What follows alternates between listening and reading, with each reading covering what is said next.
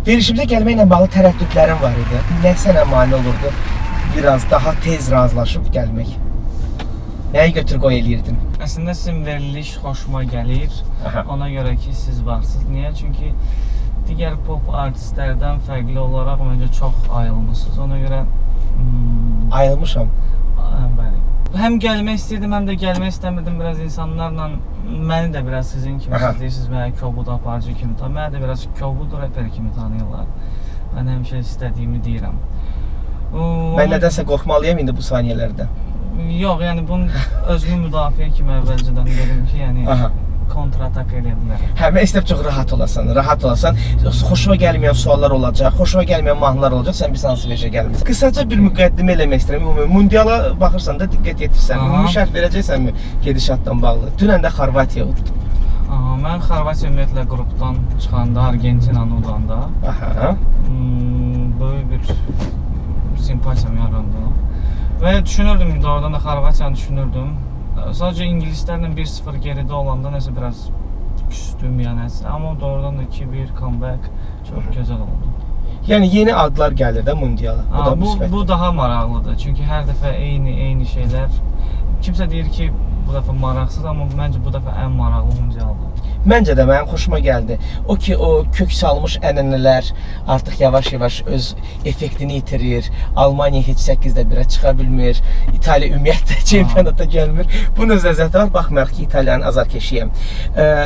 Mən bir neçə trekini dinlədim və ümumi bir forma yarandı ki, sən bilməm, bilərəkdənmi, bilməyərəkdənmi bir merkantil obraz yaratmışsan. Qızıl pul, qızıl pul, müsahibələrdə də pul versinlər, batıla çıxım və s. Nəcə popumuz var üçün bir qanorar istəmədin bizdən? Mənim nə xoşuma gəlirsə, yəni qanorar zat demirəm açıq. Pul hal-hazırda mənim sənətimin dəyəri ölçüsüdür biraz. Yəni indi çox hamı rap deyə bilir əslində. Amma yaxşı reper pul qazanan reperdir. Düzdür, mən bunu hal-hazırda tam tətbiq eləyə bilməmişəm. Biz çox olub. Çünki Azərbaycandayıq. 7-8 ildir ki, bu işlə məşğuluq və demək olar ki, hər şeyimizi vermişik. Albomları pulsuz paylamışıq. iTunes-a heç vaxt rap qoymamışıq. Konsertlərdə nə qədər çıxış eləmişik. Hər şey eləmişik. Artıq vaxtıdır. Və düşünürəm ki, mən bunu haqq edirəm. Artıq qazanmaq vaxtı əlbəttə ki, çünki ideyanız var, keyfiyyət var ortada. Çünki doğrudan da elə vaxtlar olub ki, dinləyicilər bilmir, biz studiyalarda doğrudan da təkcə su ilə, çörəklə qalmışıq ki, mahnını yazaq. Yəni mahnını da yazırsan, sadəcə kimsə orada bəyənmirəm ya nəsə yazanda. Necə asandır onlara bir cümlə ilə rəzil etmək, bir cümlə ilə silmək, yox saymaq. Doğrudan da şərhlər qəddar olur bəzən. Nömrə 10. Onun göz qaşı qara, illüziya. Onun göz qaşı qara, illüziya. Deyəsən bu onun səsi deyil, nəyin nəsi. Anlamaq olmur deyil bəsit. Cismini iblisi verdi nəsir, gülə əsir.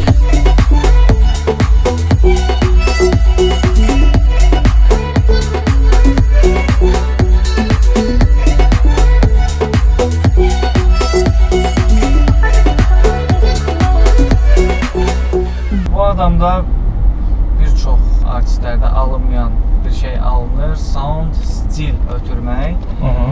Sadəcə tekstləri çox zəifdir. Sanki gözəl bir hədiyyə qutusu da açırsan, içində heç nə yoxdur. Amma sound, stil baxımından ötürmək, bu hər şey новый звук. Но текст ни о чем. Текст ни о чем. И это плохо. А о чем был текст? Между нами тает лед. О чем был этот текст? Ни о чем же. Mənim üçün də, yəni doğrudan o mahnı da elədi. Janrdır da, janr tələb edir. Başa düşürəm, yəni sadəcə bir var ki, bir yaradıcılıqda bu daim davam eləsin. Bir yaradıcılıqda ki, nə bilim, Между нами тает лед, yenə də ən azından nəsə var, yəni nəyisə çıxartmaq olur. Mən burada doğrudan bir şey çıxara bilmədim. Tamam. Pastor 5-9 nə deməkdir? 5-9 numerologiya elmi ilə daha çox əlaqədardır. Pifaqorun kvadratı, bilməm, eşitmişsiniz yoxsa yox? Eşitmişəm, orta məktəb keçmişdir bizdə. 5 və 9 rəqəmlərinin simvolu məni çox maraqlandırdığı üçün, həm də ki... Əlaqəsi nədir səndə? 5 istedadın göstəricisidir. 9 da eynən uzaq görənlik kimi bir şeydir. Amma mən ən əsas bunu ilk dəfə götürəndə mənim Amerikada ən çox sevdiyim reperlərdən biri Royce da 5-9 var. Aha. Royce 5-9. Hansı ki, mən onun fanatıydım. İndi də fanatıyam, dinləyirəm son albomlarını. Sadəcə biraz rap, biraz pop istiqamətinə qaçıb deyə indi hal-hazırda biraz dəyişir. Yəni oradan gəlib. Mən qulaq asdığım, fanatlıq elədiyim bir şeyə inandığım üçün bu çoxdan baş verib əslində. Düzdür, indi təkcə Pastor gedir, amma 5-9 kimi də tanınıram. Bu 5-9 sırf battle tracklərində mənim, yəni biraz ağır, biraz Cerski tracklərində yanaşı qoyulur. Aydındır. Sənin öz repivin bəs popa yaxınlaşmaq ehtimalı varmı? Mən məsəl üçün pop musiqiyə çox qulaq asıram, çünki doğrudan da nəqarətlərdən bəhrələnə bilirəm. Aha. Və mən bunu hamıya məsləhət görürəm, reperlərə addan qulaq asmır, amma qulaq asmaq lazımdır. Yox, yaxşı Mən pop pop var da. musiqiyə əməlli başlı qulaq asıram. Yəni niyəsə pop müğənnilərə deyim, ya sizə də niyəsə elə gəlir ki, biz popdan anlamırıq, ya musiqidən anlamırıq. Siz Yox, niyə mən? Atakanı eləyirsiniz, amma yəni Yox, boş yerində. mənim davam milli poplandır. Çünki biz milli pop dediyimiz elə şeylər var ki, onlara həqiqətən qulaq asmaq sizin kimi reperlər üçün məncə düzgün olmaz. Amma popun nə demək olduğunu mən Michael Jackson'dan bilirəm. Ona görə də pop mənim üçün çox vacib bir janrdır, musiqi janrıdır. Pastor, mətnlərinə görə başın ağrıyıbmı heç? Ağrıyıb. Bəlkə danışasan biz onun hekayəsini. Düşünürəm ki, ehtiyac yoxdur kameraların önündə, çünki Aha, biraz... o mövzuya qayıtmaq istəmirsən. İstəmirsən ki, bir daha başın ağrısın. Yaxşı, söyüş bu bir emosionallıqdır, yoxsa epataj sənə görə? Əslində mənim üçün emosionallıqdır, sadəcə bilməm fikir verdinizsə yoxsa yox, mən artıq son albomda ümumiyyətlə söyüş istifadə eləməmişəm. Çünki bir müddət sonra insanlar başladılar mənə yaxınlaşıb deməyə ki, yaxşıdır, hər şey gözəldir, sadəcə biz istəyirik ki, yəni bunu maşında öz yaxınlarımız gedəndə də qulaq asaq, doğmalarımızın yanında da qulaq asaq. Bu bizə az da olsa problem gətirir. Ümumiyyətlə hər yerdə bir səslənə bilmirdi musiqilər. Düzdür. O yüzden düşündük və söyüşsüz də alınır. Nömrə 9. Bədən dərbədənski.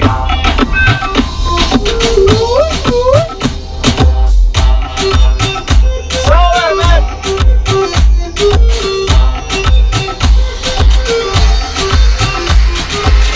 Sana çok can dedim ey can olup neylemsen Deme canan üstüne canan olup neylemsen Sana çok can dedim ey can olup neylemsen Deme canan üstüne canan olup neylemsen Can dedim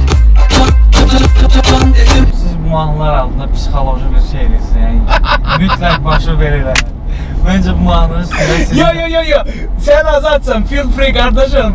Sen hoşlama, sen deyə bilərsən ki, poxdur. Sen deyə bilərsən bombadır. Mən bunu tam sənin ixtiyarına bırakıram.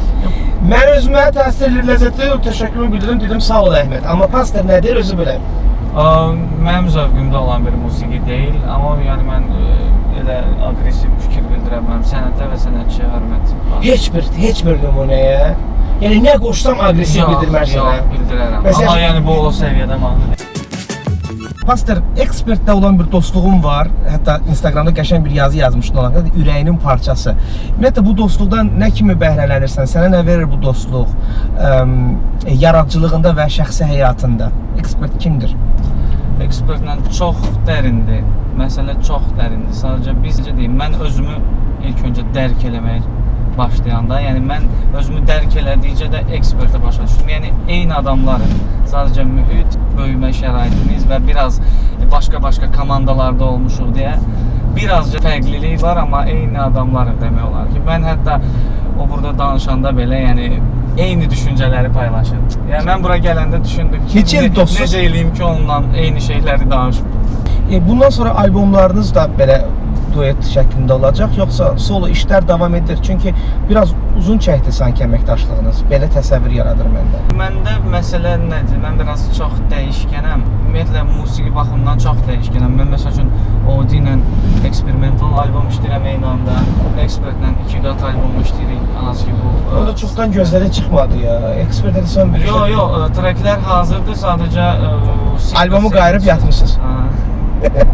Biraz Nə vaxt çıxacaq o 2 qat?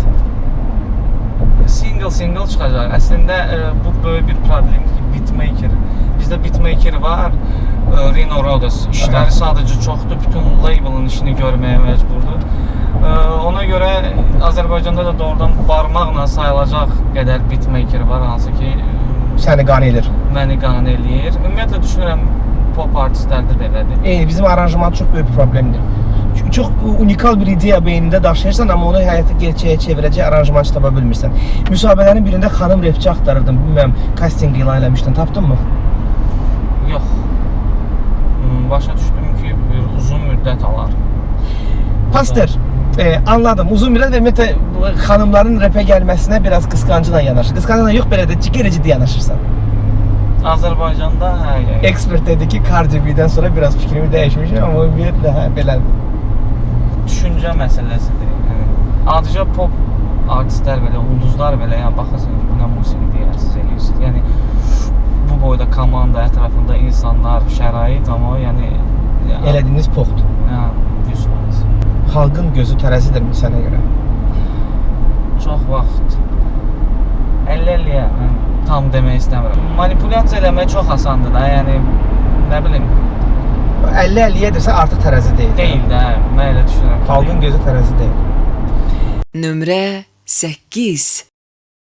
Su kalamaz, sevgi kopunca tekrar yaşanmaz. Ömürden ömür çalanlar güvende savunmaz. Yine kaderinle barış, başka yol bulamazsın ki. Yine kaderinle barış, başka yol bulamazsın ki. Burası hoşuma gidiyor. Birileri gelir, birileri gider. Tek seçilenler kalır. Akılda bazen yorgun düşer. Doğru kararı bulamazsın ki. Bu Aygün Səmədzadə musiqisidir. Və pastorda Mən yaxınlaşır. başa düşdüm, siz orada müəyyən fişkalar var ki, orada da melemanlar üçün bu çox önəmlidir. Bəzən adi insanlar onu duya bilmir, amma mahnıda elə bir nöqtə olur ki, doğrudan da o bütün mahnıya dəyər bir hə. şeylər olur.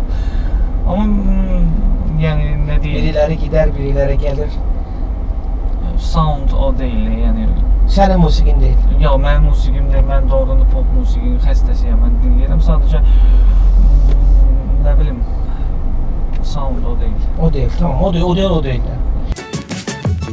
Bugün Azərbaycan gündəmində hələ də shortik mövzusu varsa, bu nədən xəbər verir?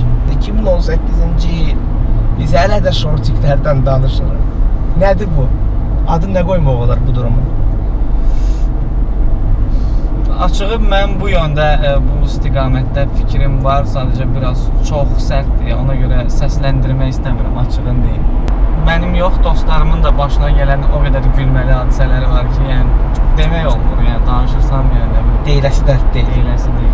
Shortik Azərbaycanlıların deyiləsi dərdi deyil. Maraqlı şuardır. Bir sitasiya eləyəcəm, sənin tweetlərindən biri çox mənə maraqlı gəldi. Həqiqətən və burada mənim özümə şəxsən maraqlıdır. Yalnızca Qıcı elitanın istirahət etdiyi yerdəyəm. Tualetə girirsən ki, divan, kreslo, şampan, zat, görə biləcəyiniz ən xuyov adamlar, Turesi qıcı qızlar, pul var amma baş sikdirib. Sən hardaydın? Vallahi adını çəksək həmən yerin anti-reklamı olacaq, yəni ehtiyac yox. Orada hansı ki, doğrudan da yəni musiqi tamam başqa cürdür orada, yəni baxırsan, insanların əyləndiyi musiqiyə baxırsan, ayrılıq musiqisinin altında necəsə sevinərək rəqs eləyirlər. O türk mahnıları var ya, o ayrılıqdan da, amma niyəsə xoşbəxt ritmlərin üstündədir, yəni belə bir xoşbəxt. Bizim folklorumuzda da var da bu belə. O qədər qəmli sözlərdən oynaq havalar var. Amma qıcı elita ifadəsi mənim diqqətimi cəlb elədi. İstəməsə də həyatımızda belə bir anlam var, termin var. Çuşka, çuşkalar. Çuşkalar kimlərdir? Onun bir düsturu var, açması var mı pastora görə? Dünya görüşü mütləqdir insanda.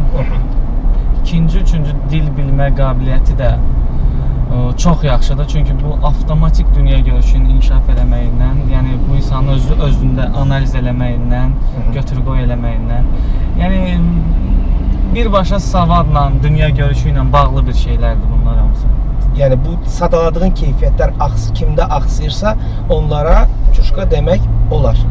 Demək olar, bəli. Çünki insan, mən biraz sərt səslənirəm, amma insan öz-özünü gelişdirməlidir. Yəni bir insan öz-özünü gelişdirmirsə, mən biraz ona Tamam da insanın özündən çox şey asılıdır. Bəlkə bəzən biz seçmirik doğulduğumuz, böyüdüyümüz mühiti. İnternetdən, kitabdan, təhsildən, müəllimdən uzaq mühitlərdə böyüyən gənclik var. Nəinki Azərbaycanda, Türkiyədə də var, Rusiyada da var. Onları qınaya bilərikmi elə olduqları üçün? Mən sizə bir söz deyim, açığı mən elə bir ailədə, elə bir məkanda, elə bir rayonda böyümüşəm ki, yəni Harda orada. Necə deyim, yəni mən böyümüşəm Cənub bölgəsi. Cənub bölgəsində, daha sonra Bakının Kubinka məhəllələrində böyümüşəm. Yəni biraz çətin idi həmin ərəfələr. O mən dediyim şeyləri tapmaq. Ümumiyyətlə heç nəyim yox idi mənim. Heç maqnitofonumuz belə yox idi, yəni evdə. Yəni mən nəyəsə sadəcə bilmirəm, yəni bilmirəm. Mən sadəcə özümü gəlişdirmək, yəni qulaq eşidirdi və sadəcə analiz edir, bilmirəm nədəndir. Yəni bu məndə alınıb, məncə hamıda da alına bilər. Nömrə 7. Mənim medalım gözüm, medalım gözüm, medalım gözüm. Yine ver tahtanı koluna, bağlayıp girip burada tahtanı koluna. Alacaksan kapanda kal, elə bil maşınsan çıkmışsan Qatar yoluna. Rafael arkada king, soruşurlar burada yine narkazda king. Bacaksan kaç seri güleden tez, texnikam tapanca makarda king. Ha yine oyunda iş izi, bitirmişim canavarım boynumda diş izi. Ay pastor, ay ekspert, niye Rafael Ağayev?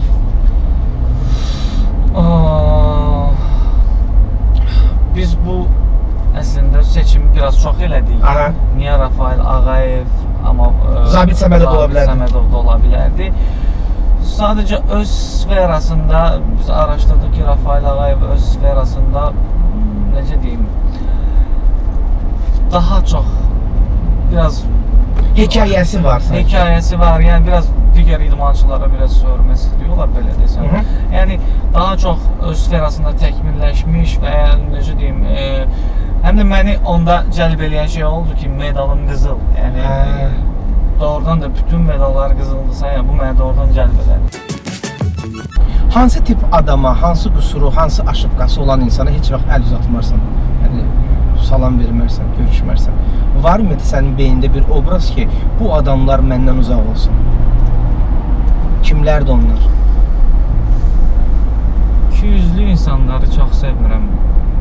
Əslində başa düşürəm, səbəbi də başa düşürəm hansı insanların ikiyüzlülük elədiyi baxlarda, amma sevmirəm. Nə bilim, getdiyi ortamda niyəsə hər şey qarışdırır, daha çox simpatiya, daha çox fikir qazanmaq istəyir. Yəni belə insanlar var, bilməm, niyəsə aranı qarışdırırlar, ya səndən yaxşıdırlar, üzdə, arxada tamam başqa şey danışırlar. Yəni necə də olsa bunun üstü açılır. Mən çox da xoşuma gəlmir. Çünki mən dostluqda və insanlara, yaxın olduğum insanlara, ətrafımda olan insanlara bütün ürəyimi, səmimiyyətimi verirəm. Amma onu qayıtmayanda biraz pis olurum, açığı deyim. Ümumiyyətlə, səmimiyyət çox qiymətli bir şeydir. Amma hər adama göstərmək də düzgün deyil. Doğmalar qədər yaxına buraxılmağın tərəfdarı deyiləm. Çünki biz artıq 7 ildir ki, məsəl üçün, ekspertlə bir yerdəyik. Synaps Production. Synaps Production. Heç vaxt dağılmamışıq, heç vaxt ayrılmamışıq. Həmişə bir yerdə problemlərimiz olub. Amma yəni biz həm komandada kiçik kimi, böyük kimi həmişə yerimiz. Maşallah, gözləyəməsən. Səncə yaltaqlıq keyfiyyətini nə formalaşdırır? Bax, mən 4 variant yazmışam bura. Mühit, imkansızlıq, qorxu yoxsa genetika? Yəni insanı yaltaq edən nə ola bilər? Əslində imkansızlıq bilmirəm, qorxu müəyyən. Yəni biz cəmiyyətə, bizim cəmiyyətə baxanda, yəni bunu görürəm. Yəqin ki, biraz qorxu, biraz imkansızlıq. Amma açığı deyim, yəni Genetik keyfiyyət deyil. Açığı deyim, bu sual haqqında, yəni bu qədər ciddi düşünməmişdim bugünə qədər. Amma yəni cəmiyyətə baxanda yalnız bunu görə bilirəm hal-hazırda. Yəni niyə görürsənsə, mən həmişə gördüm və düşündüm. Görəm bunlar nə yeyir? Bunlar nə yeyir? Nəylə nəfəs alırlar? Necə olub ki, baba? Bu yaltaqdır, bu yaltaq deyil. Baxırsan ki, eyni sektorun adamlarıdır, eyni sferin adamlarıdır, eyni qədər qazanırlar. Yəni o yaltaq olaraq daha çox qazanmır. Amma o yaltaqlıq edir, bu yaltaqlıq eləmir.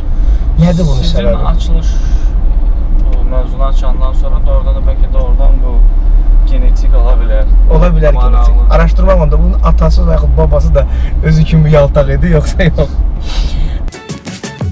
O Kaber məni qoruyaraq bir dənə suala cavab vermədi. Vermək istəmədi. Dedi ki, səni qoruyaraq cavab vermirəm də. Amma bugün bizim də öz bir telemekanımız var da. Və bu telemekanı bir sözlə ifadə etmək lazım gəlsə, sən hansı sözü seçərdin? Baxım görüm pastor hansı cavab verəcək bu suala. Mən illər öncə treklərimdə bunu eləmişəm. Təkrar et. Bu biraz şablon sözdür, artıq hamı istifadə eləyib. Nə bilim, mən illər öncə məsələn 2011-2010-da hansı ki mənim problemlərim olub öz mahnılarıma görə, mən həmən dövrlərdə telekanalizasiya adlandırmışdım. O vaxtdan sonra mən ümumiyyətlə TV-lərlə bağlı hər şeyi silmişəm deyə ümumiyyətlə düşünmürəm o yöndə. Amma yəqin ki elə oradakı bir şey qalıb. Düşünsəm 100% ki təzə bir şey taparam. Alim trekində də bu mövzuya qayıtmısınız. TV-də yoxuq. Əfsanə TV-də yoxuq, hə demənən olsun. Çünki biraz ön yargı olur insanlarda. Yəni niyə göstərmirlər səni falan? Hə, sən televiziyada olan insanların sadəcə sanki başqa bir vibe, başqa bir hype olur. Yəni onu hər yerə çağırırlar ya nəsə, ya bu doğrudan da artist kimi. Belə bir şey qalıb o şey. Cəmiyyətdə. Məncə qalmayıb o. Əslində indi qalmayıb, amma biraz bölgələrdə qalıb, onu da aradan götürəcəyik. Biz yaxınlarda bütün bölgələrdə olacaq. Bütün yox, müəyyən bölgələrdə olacaq ki, orada konsertlər verək, gəncləri toplayaq. Konsertdən qabaq bir Wi-Fi çəkdirin bütün bölgələrə. Hamı YouTube bazarına tutulsun sonra. Çünki əslində sosial şəbəkələr televiziyanın gücünü cəmiyyətdə azaltdı. Bunu siz də elədiniz, amma ilk növbədə sosial şəbəkələr. Çünki sosial şəbəkələr olmasaydı, pastor və eksperti mən hardan tapıb dinləyərdim. Nömrə 6. Prinsipi, mövqeyi olan məşhurlardan bəs necə xəbərdarsanmı? Gözvə sataşırmı xəbər xronikalarında yaxud statuslarında? Varmı elələr heç olmasa? Mən əvvəllər Sevda Ələkbərzadəni izləyirdim, dinləyirdim. O xoşuma gəlirdi. Amma mövqe sərgiləmirdi o ancaq. Mövqe zaten mənim izlədiyim elə bir müğənnilər yox idi ki, mən olan prinsiplərindən xəbərdar olum. Yəni yeganə yaxın bir şey dedim də. Yəni ki, mən maksimum izləyə biləcəyim şəxs Sevda Ələkbərzadə idi ki, məsəl üçün mən xoşuma gəlmişdi onun albomu. Yaradıcılığı. Mən ictimai mövqedən danışıram. İctimai mövqelərindən heç birindən xəbərim yoxdur. Çünki müğənnilərin sənəti mənə çəkmirsə, mövqeləri də maraqlı. Bəlkə ümumiyyətlə ictimai mövqeyi olan yoxdur bu məşhur arasında. Olsa bəlkə gözlə sataşardı. Biz mən TV-də işləyəndə, o TV-nin adını çəkmək istəmirəm. Ora tez-tez müğənnilər gəlirdi. Doğrudan yanında prodüserləri ilə, nə bilim, komandaları ilə, maşınları falan filan, nə bilim, yanında disk tutanı, kağız daşıyanı zadı. Düşünürdüm, yəni bu insanlar partladır. Partladırsa harda partladır? Niyə biz görmürük? Yəni bunlar kimdir doğrudan? Toylarda. Nə bilim, yəni sənət o deyil. 100% mən spor eləməyə hazıram ki, yəni 100% o deyil. Çünki dünyada belə bir şey yoxdur. Yəni sən əgər doğrudan sən mahnını sevib almırlarsa, satmırsansa sən iTunes üzərindən ya albom üzərindən ya sən konserti və doğrudan da sevərək insanlar toplaşmırsa orada bir məncə icazə ver mübahisə edim. Əslində alırlar. Bax misal üçün hansısa bir Əbülfəz mahnı çıxarır. Həmin o mahnı əgər cəmiyyətin dilinə düşürsə, onu bu şəkildə, bu texnologiya ilə çağırırlar Pərviz. Yəni ki, sən gəl mənim oğlumun ad günündə oxu və mən sənə 7.000, 8.000, 10.000 manat pul verəcəm. Razılaş ki, böyük pullardır. Yox? Demək, insan dolayısıyla mahnısını satır. Sadəcə olaraq o texnologiya işləmir də bizdə. CD, disk, albom, nə bilim, iTunes üzərindən satış, kliplər üçün pul verilməsi. Mən əslində, o doğrudur ki, burada hər kəs satıcıdır. Uğurlu olan şəxs odur ki, trek yazılır və trek satılır. Yoxsa yazılmazdı təbii ki. Amma elə xalq mahnısı oxub toya gedərdi də. 100%. Sadəcə belə bir şey deyim də. Məsələn, sizin dediyiniz artistləri mən ancaq görmüşəm ki, toy bazarı var. Niyəsə məndə belə yalnız budur. Bəli, musiqi sektorunda qidalanır, qazanır toy bazarından. Bəli, bu reallıqdır və nə bilim, mən bəyənmirəm. Çünki mənim mövqeyim budur ki, sənət o deyil. Yəni okey ola bilər. Yəni bir müğənni, bir toylar üçün öz proqramı olar və amma bu başqa bir sənət, başqa bir yolda, başqa bir istiqamət də qoymalıdır. Məncə, yəni. Çünki mən məsəl üçün toya işləməyən istiqamət. Aha. Toyda tələbatlı olmayan istiqamətdə qoymaq. 100%. Çünki bilirsiniz, bugün pop artistlərin problemi odur ki, yəni bu insanlar daim illərlə dəyişilməyən mövzudan oxuyurlar. Bu artıq insanları bezdirib. Yəni Nə mövzusu? sevgi, patriotizm, yəni bunları hamı bilir, artıq insanlar başqa hisslər yaşayırlar. Bu çoxdan dəyişilib. Yəni, Nə haqqında misal üçün? Mən də bir mahnı yazarıyam. Bir də görüm nə haqqında yazar. Mən açığı sizin mahnılarınızda görməmişəm hər hansısa bir dəyişik mövzu. Mən son sizin Ramil Nabranla trekinizə qulaq asdım. Odur da, həyatdır da, hoppalar, yəni, gənclər, getdik dənizə, hovuza. Yaxşı idi.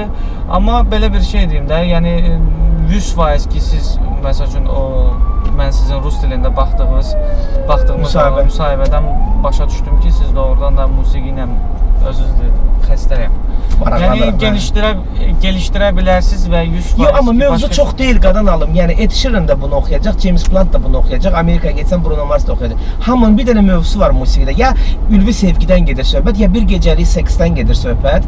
Başqa nə haqqında var ki mövzu? Mahnı haqqında ola bilər başqa. Ya da vətənpərvərlik, ana haqqında, övlad haqqında. Mən problem budur. Yəni doğrudan da, yəni insanlar niyəsə pop artistlər həmişə belə düşünürlər. Rap artistlər necə düşünür? Də maarifləndir məni. Rap artist doğrudan da mən hər gün küçəyə çıxıram, doğrudan da başqa bir şeylərlə qarşılaşıram. Yəni bu musiqi doğrudan da küçələrdən gəlir. Yəni mən doğrudan da başqa şeylərlə qarşılaşıram və başqa problemlərim var, başqa hisslərim var. Mən hər dəfə oturanda başqa şeylər, yəni sevgi okey, vətənə məhəbbət okey, bunların hamısını bilirik də, zaten bizdə bu var.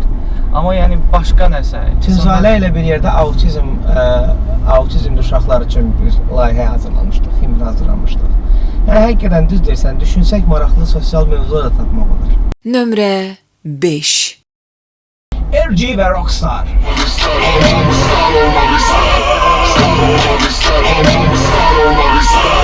Mənlə bəxlım çox ağır olur fəsadları, girənlərin bax səsədləri, sanki desnota yazanların alatarıma çəkirəm əsəbləri. Hepsilər tanıyır səlatlarım, səni də çoğunlar qanadlanır və mənə qəza xeytirlər lazım, əvvəlkilər sanatlarım. Tək gəlməm dəyəğim, təkəm mən dostlar yapışıb alardan çəkirlər, təkmətirlər soxurlar çəkirlər, yaxadan çəkirlər çətindir çəkəli. Qızlar çəkir çəkilmə, söhbətlaşır klubdan çəkinlə, getmir şöhrət dərgi şəkildən, keş çəkinlə, lütfən gəl şid pekinlə. Həyat bərk gedə bilər, amma sür gedək aslan. Tanınır dostlar, yolda və yaslan. Və Mənə elə gəlir ki, bu RG-nin karyerasında ən yaxşı trekidir. xoşuma gəldi. Amma sizin cəbhənin uşağı deyil, hə? Yəni insanların beynində belə bir şey var. Belə şey var, vardı, bir Madhouse'du, birisi Naps'dı. Nə lazım? Hə, elə. Biraz. Amma belə agresiya yoxdur aramızda. Yox, əvvəllər biraz yaşımız az olanda çox olurdu, amma artıq böyümüşük və normal bu insanlarla görüşəndə, üzə gələndə görüşürük, neysə danışırıq və ya fikir bildiririk, səmimi, yəni hər şey yaxşıdır. Yaşasın mehribanlıq. Mir Yusif bu yaxınlarda Respublikanın əməkdar artisti adını aldı. O da zamanında hip-hopdan gəlib. Bugünkü istedadlı gənclərimizi də nə vaxtsa bu rangda, bu dərəcədə və ya bu titulda görə bilərmi? Misal üçün, Pastor 10-15 ildən sonra əməkdar artist ala bilərmi? Onu necəsə təsəvvür edirmi özü üçün? Açığı, başqa bir ölkəyə baxanda Rusiyada məsələn Basta eyni mövqeydədir. Burada necə Mir Yusif, orada Basta. Но, по-моему, не заслужен. Пока. Или заслужен. Basta. Hə, заслуженный артист. Basta əməlli başda zaslujunlu artist. Yəni rəsmi olaraq dövlət titulunu alıbdı. Bəli. Amma mən bilmirdim onu. Hal-hazırdakı məsəl üçün həmən sözü gedən artistin yaradıcılığı ilə çox maraqlanmıram. Yəni əvvəllər məsəl üçün Hə, bu rap deyil indi. Yox, məsəl üçün müəyyən popda var ki, onun karyerasında mən dinləmişəm. Aha, indi dinləmirsən. Amma indi zövqümcə deyil. Sırf titullara münasibətini soruşurdum, okeydir. Ha. Millətcə tanışsın. Bölmürəm, amma düzdür bir-iki trekdə istifadə eləmişəm. Yəni, bəli. Hə, bölmək lazımdır ki, danmaq da lazımdır hər halda. 100%. Gözəldir. Biz müxtəlifliyimizlə gözəllik. Mənə çox maraqlıdır. Azərbaycan çox spesifik bir bölgədir. Dünya qlobusunda balaca bir nöqtə kimi görünə bilərik, amma özü-özlüyündə zəngindir. Bölgələrimiz var, müxtəlif milli azlıqlarımız var. Və bunu belə bir ölkələr üçün çox çətindir və bəlkə də asandır milli ideologiyanı tapmaq. Səncə Azərbaycanı birləşdirəcək milli ideologiya nədir? O şüar nədir? Nədir bizi birləşdirən dəyər? İdeologiya, mən belə deyim də, mənim üçün, mən prosta bu fikirləri tam səsləndirmək istəmirəm. Mənim üçün ideologiya anlayışı doğrudan da yoxdur. Mən bütün ideologiyalara qarşıyam. Yəni mən heç bir ideologiyada özümü görmürəm və görməmişəm və bunu təbliğ etməyin də tərəfdarı deyiləm deyə. O yüzdən heç bir ideologiya daşımıram. Yəni amma bir vətən var misal üçün. Bir vətən var və onu işğal edən, etmək istəyən qüvvələr var. Düzdürmü? Bu vətənin hər tərəfi necə bir ola bilər, yumru ola bilər o qüvvəyə qarşı? Bir ideya ətrafında birləşirik də düşmənə qarşı misal üçün. O ideya nədir? Məsəl üçün bayraq, himn, bunlar mənim üçün çox belə klişe necə deyirlər, belə papsa söhbətdir. Ona görə bilməm, düşüncələrim çox başqadır. Yəni pafosda səslənir o sözlər, düzdürmü sənə görə? Yəni hal-hazırda yəqin ki bu cəmiyyətin çıxış yolunu da mən özüm tam dəqiq bilmirəm. Çünki mən hələ özümdə dərk eləməklə özümü gəlişdirirəm. Amma belə deyim də 100% ki müəyyən fikirlər var. Biz özümüz necə deyim, mən vətənpərvərəm. Vətənimi sevirəm, döyüşə bilərəm uğrunda. Hər şey. Sadəcə bunu bayraq eləmək, bunun ətrafında birləşək zat, nə bilim, patriotizm Einstein demişkən biraz xəstəlikdir. Yəni və ya nə bilim hər hansısa bir biraz bizim cəmiyyətə mən öz fikirlərimi ifadə eləmək istəmirəm əslində. Çünki çox radikal yanaşacaqlar. O yüzdən alt mənalı yazıla bilər də. Çox. Çünki mən biraz amma mənə sözün kökü maraqlıdır. Sənin ürəyində o hisslər varmı əsasən? Dilivə gətirməsən də belə. Necə düşünürsən? Patriotik hisslər varmı pastorun ürəyində? Bu vətəni sevirsənmi? Bu vətəni sevirəm, bəli. Ölkəndən, dilindən məmnunsanmı? 100%. Mən bir neçə dəfə ölkəni tərk eləyəndə doğrudan da hiss elədim ki, mən öz ölkəm üçün necə darıxıram. Yəni başqa təsvir lazım deyil. Aeroportda girib taksi şoferini belə qucaqlamağa hazırsan ki, dayanırsa danış. Həlis budur da, ideologiya demək sevgidir. Bu əraziyə olan sevgi, bu dilə olan sevgi, buranın insanlarına olan sevgi. Tapdıq səncə? Olar. Nömrə 4. Var elə bir insan, onun adı mən. Bir adım dayansam, o birisində inan var. Elə bir insan, o da yenə mən. Sən məndən ayrılsan, həyatda da var.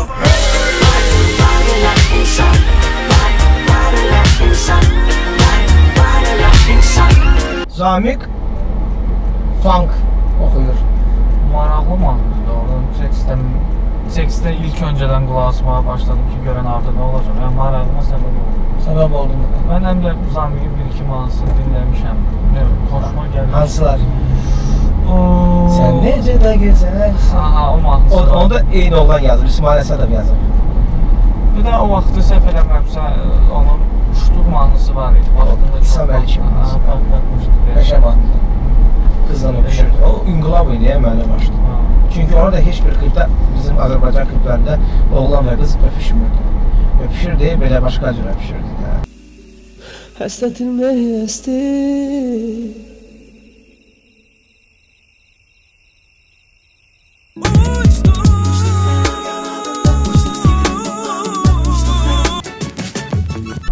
Belə bir ifadə var. Xalqlara xas keyfiyyətlər. Misal üçün, fransızlar dəbli xalqdır, Yaponlar iti beyinlidirlər, nə bilim, gürcülər yeyib içəndirlər. Bu fikrə, bu klişeyə münasibətin, bu gerçəkdirmi? Gerçəkdirsə, biz hansı xalqıq? Suallar hərdən tanırsın. Ölkənin yaxşı tərəflərindən biri odur ki, yəni doğrudan da burada insanların daxili hissləri daha çoxdur. Yəni bu daxili hisslər daha çoxdur. Mən ən çox xoşuma gəlir. Yəni Avropada zətdə bu hisslər qətiyyən yoxdur. Yəni soyuqdular. Soyuqdular. İnsanların bir-birinə münasibətdə ya dostluqda, yəni bu insanlar çotki, yəni vaxta və öz maraqlarına uyğun hərəkət edirlər. Bizdə mehriban xalqı. Yəni, bu bir. Ən əsasdır. Ki doğrudan da mən məsəl üçün əvvəllər düşünürdüm ki, bu mənim üçün rol oynamır. Amma doğrudan da başqa ölkələrə gedəndə necə də darıxdığını öz dostların üçün, adicə küçədə gəzəndə, yəni insanların səni bölgələrə gedəndə insanların səni qarşılaması tamam başqa cür olur. O da mehribanlıqdır. 100%. Mehriban. Hə, mehribanlıq bu bizim xüsusiyyətdir, bizim cəhətdir. Bəs mənfi cəhətimizi deyə bilərsənmi? İstəyərsənmi demək? Savadsızlıq, dünya görüşü az olmaq. Yəqin ki, bundan kifayətlənərəm. Dəyişikliyi xoşlamırıq, niyəsə. Və şüarımız əşi düzələr. Sən düzəltməyincə heç nə düzəlməyəcək. Yazmışsan ki, bütün günü şəbəkədə yatmaqdansa götünüzü qaldırıb partiya gəlməyiniz daha yaxşı olardı. Ay pastor, Azərbaycan gəncliyi də orada necə dincəlir, necə istirahət edir? Demək olar ki, dincəlmir. Komplekslə doludur. Gənclər kompleksliyində batacaqlar, yəni boğulacaqlar. Yəni onu məhv eləmək lazımdır. Çünki mən doğrudan da Twitterdə fırladıram, lentaya baxıram, görürəm. İnsanlar niyəsə hər şeyə qarşıdırlar, kim əylənir qarşıdırlar, kim nə bilim öz üçün əyləncəli yerlərə gedir qarşıdırlar. Və bu sadəcə kompleksdir. Yəni sadəcə mən o insanlara demək istəyirəm, bir dəfə siz durun, gəlin partiyaya. Yeri gəlmişkən bura gəlmişəmsə mən onu reklam eləməsəm olmaz. Buyur elə. Halal xoş ol. Biz deməli The Bronx Party adlı bir proyekt yaratmışıq. Klubdur bu?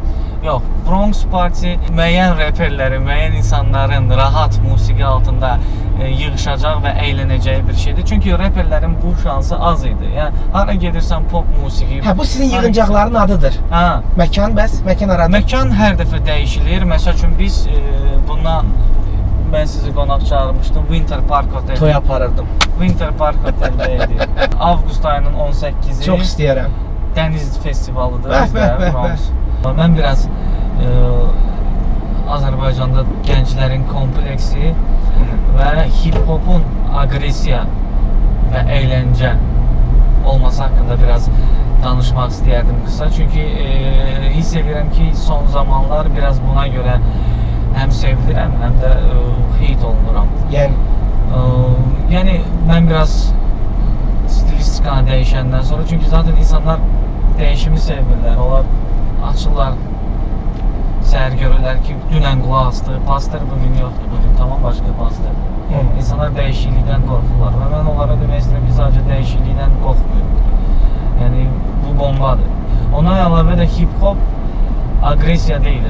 Zaten hip-hop həmişə əyləncə kimi yaranır. Müəyyən bir müddət oldu ki, həm Azərbaycanda, həm Amerika indi bizdən qabaqda, orada, sonra bizdə də müəyyən bir müddətdən sonra o aqressiyanın dövrü bitdi. Yəni mən artıq treklərimdə deyəcəyim hər şey, insanlar öz şəxsi həyatında sadəcə Facebooka girib bir knopka ilə hər şeyi oxuya bilirlər. Yəni mənə lazım deyil ki, mən 3 dəqiqə ərzində o bütün problemləri, o aqressiyaları yəni insanlara verim.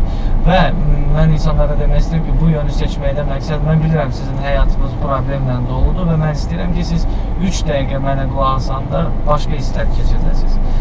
Və sosial pastörü daha görməyəcəyik. Sosial pastör zaten var. Albomda Axtar trekin içində sevgidən də olsa çox böyük sətir altı mesaj var. Bu qaçılmazdır. Bu qaçılmazdır. Bu həmişə var. Dozası azalacaq. Dozası bir var ki, bütün treki bunun üzərində qurmaq, hər şey pisdir, hər şey elə deyil də. Səni vadar edən nə oldu bu dəyişikliyə? Çünki mən özüm də başa düşdüm ki, vaxt gedir, artıq yaşamaq vaxtıdır. Yəni doğrudan da bu komplekslər bizi... Stop, yaşamaq yoxsa dolanmaq? Yaşamaq vaxtıdır. Yəni sən hansı problem haqqında danışında yaşamırdın? Yox, mən məsəl üçün, mən sırf kompleksdən gedir məsələ. Zaten necəsə olsa da yəni dolanırıq və etiraz eləmək mütləqdir. Okey. Sadəcə özünü, öz həyatını, özünü unutmamalısan. Vaxt gedir, yəni bu vaxtları bizə bilən heç kəs qaytarmayacaq. Yəni məncə yaşamaq lazımdır. Sən hesab edirsənmi ki, sən çox dəyişmirsən? Yəni dinləyicilərimi çaşdıracaq dərəcədə dəyişmirsənmi? Baş verib bu. Düşünürəm ki, müəyyən qədər baş verib və köhnə dinləyicilər belə desək, birazca köhnə dinləyicilər uzaqlaşırlar. Bu səni niyə narahat edir əslində? Bu məni niyə narahat edir? Biz məsəl üçün açmışıq imенно buna görə proyekt The Bronx, yəni hip-hop səhv anlaşılmasın. Çünki biz nə vaxt aqressiv mahnılar buraxırıq, kütlə fikir bildirir, kütlə yazır. Amma nə vaxt ki insanların zövqünə oxşayacaq, yəni başqa hisslərdən treklər buraxırıq, o effekti ala bilmirik və bunun səbəbi də başa düşürəm ki, cəmiyyətin biraz kompleksli olmağından irəli gəlir. Yəni artist shortingsa. Yəni kompleksli biz bu proyekti açmışıq Bronx və bütün gənclərdən xahiş edirik ki, gəlin və görəcəksiniz səmimiyyəti, necə lazımdır, əylənəcəksiniz. Hər ay baş verir. Bu ay olacaq, yox, gələn ayın 18-i olacaq dənizdə. Bu ay artıq olub. Hansı restoranda olacaq dənizdə? Deyə bilərsiniz yəni. Dənizdə Alma Beachdə olacaq. Avqustun. İnsanları biz ora avtobuslarla aparacağıq da, gətirəcəyik də. Niyə aparıb getirsiniz ki? Ora öz maşınınızla gedə bilmərik. Gedə bilərsiniz. Biz sadəcə həm biraz da maraq qatmaq üçün insanları, həm belə... Hə, piknik yox. Hə, belə deyim də, festival kimi. Qalmaq istəyənlər qalacaq, axşam avtobus onları geri qaytaracaq. Harada olacaq? Alma Beach Novxanadan. Elə də uzaq deyil. Avqustun 18-i. Avqustun 18-i. Oradayıq. Avqustun 18-i Bronx Party dəhşətli bir veçilinka gözləyir bizi. Nömrə 3.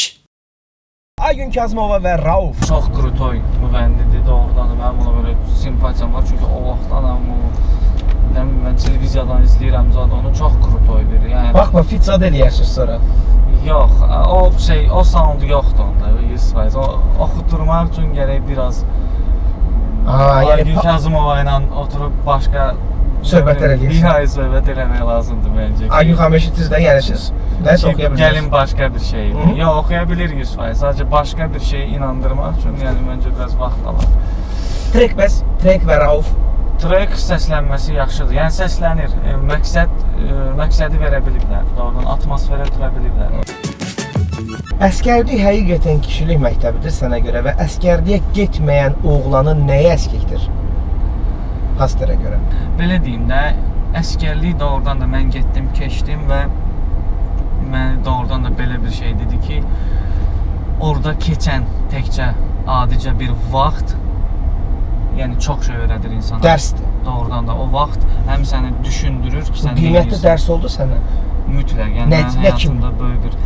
Mən ilk öncə o qədər insan gördüm və belə deyim, sən hatırlar çətin bir yerə, sən orada sağ qalmağı bacarmalısan. Survivor. Sən orada daha yaxşı sağ qalırsansa, bu demək olar ki, sən üstünlük gətirirsən və orada keçən bir zaman olur ki, sən hər şey götür qoy, eləməyin, düşünməyin, nə eləyəcəm, necə eləyəcəm. Yəni doğrudan da keçən zaman çox şey öyrədir. Əskərlik. 100%. Bütün oğullar əskər getsin. Getsinlər, yəni bu varsa getsinlər məncə. Və niyə cavab vermirsən ki, getməyən oğlan nəyə əskikdir? Sənə belə- yüzlərlə əskəriyə getməyən oğlanlar baxır da, onlarda səncə nə çatışmır demək? Əslində çatışmayan, mən məsəl üçün tanışlarım da var ki, hansı ki getməyiblər və ya səbəbləri də olub getməyiblər. Təbii. Amma yəni necə deyim, yəni o dediyim zaman yenə də insan gedir hər hansısa bir zamanla o gedir o düşüncəyə çatır. Sadəcə əskərlik sənə o birdən həmən yaşında onu verir sənə doğrudan. O təcrübəni yaşamaq lazımdır. Bəli, məncə yaşamaq lazımdır. Çünki o dövrdə yaşayanda daha rahat olur. Mən əskərlikdən gələndə həyat doğrudan da nə bilim əvvəlkindən çox rahat idi. Maraqlıdır. Dostuma, qardaşıma məsləhət verəcəyin 3 film, 3 kitab və 3 mahnı. Mahnı rap olmasın. Belə deyim də, mən kitab olaraq Jacques Fresco'nun Proyekt Venerasını oxumuşam, məsləhət görürəm. Ekspertin dediyi kimi Ekart'ı biz bir yerdə oxumuşuq. Bir də mən Plutonu oxumuşam, məsləhət görürəm. Kino olaraqsa... Niyə bu kitabları dedin sən? Proyekt Venerada baş verən hər şey demək olar ki, alt-üst eləyir. Yəni insan istedadından belə, yəni hal-hazırda bizim gündəlik... Həyatı nəzəriyyəsini alt-üst edir. Bəli, yəni Proyekt Venera, yəni yeni həyat quruluşu belə bir şeydir. Məncə oxusa siz özünüzdə. Amma yəni ki, o deyil də, deyim ki, məsəl üçün siz oxuyasınız, razılaşasınız. Mən razılaşmışam. Hərənin bir baxışı var. Mən məsəl üçün xoşuma gəlir, mən razılaşmışam. Ona görə necə deyim, mən öz həqiqətimi insanların beyninə, gücünə soxmaq istəmirəm. 3 film. Clint Eastwood'un filmini bəyənirəm, Malışkana Milyon. O niyə bəyənirəm biraz həyatı filmdir o ki, sadəcə mən özüm də boksör olmuşam. Doğrudan? İlk film mənim üçün odur. Yəni mən hər dəfə niyəsə bilmirəm, oturub da oradan da kinoya bəlkə də 40 dəfə baxmışam, amma yenə də baxıram. Ağır filmdir. Ümumiyyətlə Eastwood yaxşı rejissordur. Kartı, Dengi, Dva Stvala deyirdim. Əslində çoxdur, yəni demək istədiyim filmlər, amma sırf qəlbimə toxunacaq. Məsələ odur ki, doğrudan da mən gündəlik olaraq o qədər informasiya, o qədər filmə baxıb, o qədər musiqi mahnı dinləyirəm. Mən adi insanlar kimi dinləmirəm mahnını. Tamam, tarixdə əhəmiyyət daşıyan mahnılardan nə bilim Beatles'dan ola bilər, Rolling Stones'dan ola bilər, Deep Purple, Pink Floyd, Led Zeppelin. Mən deyim ki, Saint John'u məsləhət görürəm qulağısından, Roses. Aha. Trəkinə sizə də məsləhət görürəm. Biraz pop, daha çox popdur da yəni. Bir. Mən məsəl üçün sevirəm Rihanna, Needed Me trəkini. Oha. Travis Scott biraz əslində o da pop rap edir də. Yo, yaxşıdır. Nömrə 2.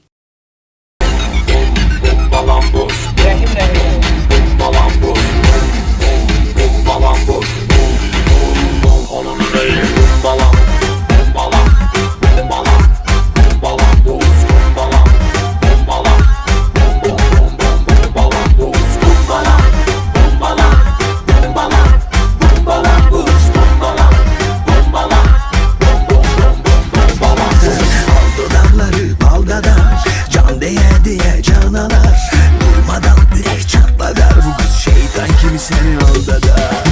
Dudakları baldadan. Məqsəd yellənmək idisə, o yellənməyi veriblər başqa. Veriblər. Bəs Ümumiyyətlə, bastalama damarıdan sonra ardını gətirmək lazım idi. Bu da yaxşı ardını gətirmək. yaxşı davamdır. Yəni o şeyə qoysaq, cərgəyə qoysaq o yöndə yaxşıdır. Yəni Amma odur mu, o deyilmi? bastalama damarından adətən o proyekt olur, çıxardılar qızları, sonra Hit düşür. idi ya, o doğrudan mega hit idi. Amma o qədər düşmə baş verməyib bəlkə də. Yaxşı, bunu demək asan olacaq sənə. Azrap'in ən əfsanəvi 3 treki. Azrap'in. Bunu deməyə nə var? Nə var? Adamın dilinə dərhal nə gəlir? Nə? Souls gəlir, məsəl üçün birinci. Əfsanəvi treklərdən biri. Souls. Bəli, Jose yenə yerindədir. Hamı şovu bizin sakla söhbəti dinləməkdədir. Hər evdə və küçədədir, adımı dildədir. Mənim özümüz ürəklərdədir, bugün bizim rəqdədir. Vəsiyyəyi mutədər, gör bu rəmçi nə gündədir. Dilində və qəlbində bizə olan münasibəti. Sərir bizə olan nifrəti hər gün evirdədir. Gözünü etdi bağılı, güyə bizik burada dərik. Sonra? Yəni əslində partlatmış treklər çoxdur. Mənim üçün, mənim uşaqlığımda, mənim düşüncəm, yəni yanaşma başqadır da. Mənim həyatımda rol oynayan treklər Souls'dur. Elşad Xosenin bir neçə treki var ki, olardı. Yo, addır, bağlayaq da işliyor. Okey, Beef'i götürək də. Souls, Göbələk. Çoxdandır deyirəm, dediğimin ağasıyam. Dediğin fikrimdə dəstək kimi fırladıram, ustadıyam. Demirəm ondan bundan yaxşıyam, əsəbiyəm. Əsəbim səbəbin deyirəm. Səbəb yağışdı, yağışın nəticəsidir. Nəticə səbəbdir, səbəb göbələkdir. Ya Qarabağ, ya ölüm. Bəs. Ya Qarabağ, ya ölüm başqa yolu yox artıq, yolu yox artıq. Ya Qarabağ, ya ölüm başqa yolu yox artıq, yolu yox artıq. Azadlıq nədir? Yadıma Willy Wallace düşdü. O neydi o kilonun adı? Serce, Atvarda Serce. Xrabresi. Xrabra Serce də. Freedom, azadlıq. Azadlıq nədir? Yeri gəlmişin o səhnə bizim Babəkdə də var idi, xatırlayırsınız. Hə, 100%. Mən həmişə doğrudan baxırdım ki, görəsən necə ola bilər? Amma hər ikisi olmuş hadisə.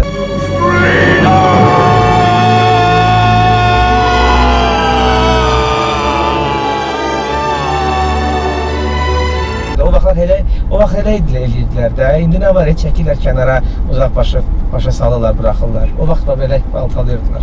De gör. Azadlıq nədir? Azadlıq nədir?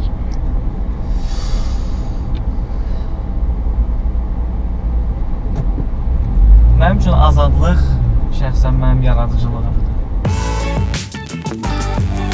Kişi kimi qadın, qadın kimi qadın, heç biri. Bu blitzdir.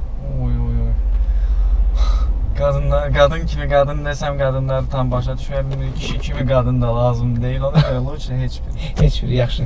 Qızıl, kağız pullar, heç biri. Yəni indi təklif eləsəydin hansını götürərdin? Bu dəqiqə kağız pulları gəlir. Kağız pullar. Yaşıl, ağ, heç biri. Əslində yaşılı sevirəm amma ağı seçirəm. Ağı seçirsən. Ekspert, uran, heç biri. Uran, çünki bizim ustad sayırıq. Tamam. Mir Şahin, Pozner, heç biri. Açığı deyim sizə ki 100% Mir Şahin yox. 100% Mir Şahin. Kim olursa olsun Mir Şahin yox. Tamam. Beyoncé, Rihanna, heç biri. Oy. İkisi də olar. Yox. Onda Rihanna. Danışmışıq, biri gələcək. Facebook, Twitter, heç biri. Twitter. Ramil Nabran, Nadir Naxtbul, heç biri. Ramil Nabram. Ramil Nabran. Araq, pivə, heç biri. Heç biri. Ronaldo, Messi, heç biri. Ronaldo. Çünki fenomendir. Fenomendir. Pis qızlar, yaxşı oğlanlar, heç biri. Pis qızlar. Nömrə 1. Çok düşünme gel bir qərara Tərəddüdləri fırlat kənara Səndən əl çəkən deyiləm bilirsən səniyəm Düş səni gözləyirəm Gedək hoppalara